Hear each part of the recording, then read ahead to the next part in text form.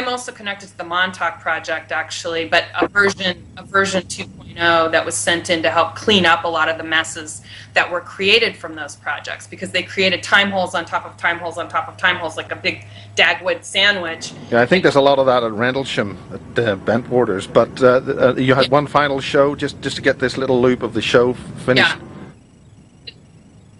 I don't know what the producers were going to talk about in terms of their research and what they brought to the table, but they did also interview Stuart Swerdlow, who is also connected to the Montauk project. Now, I personally am a later version of that. However, I've been told, well, as I mentioned earlier, I was used to clean up a lot of the messes that were created from the time travel experiments.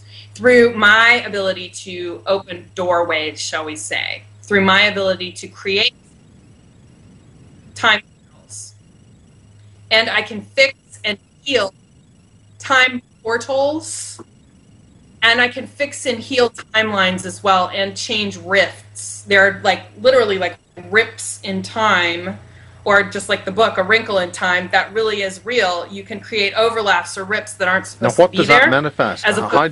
What does that mean to people in those rips? Are you talking about people coming and going? They can get lost in time and space. They can actually literally get lost. Disappear. It almost. They get stuck in time.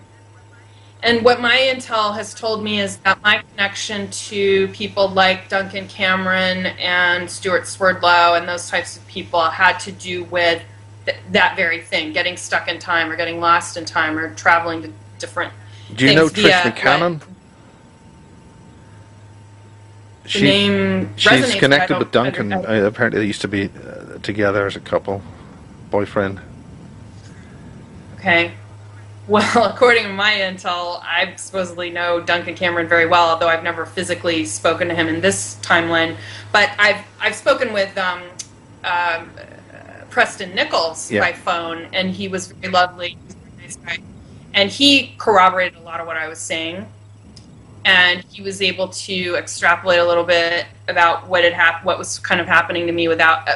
That was a couple of years ago, and it only happened for about an hour. We spoke, and he invited me to his upstate laboratory where he was working on sonic technology to create healing and deprogramming for people who are in programs like this. Just before we leave that, because we're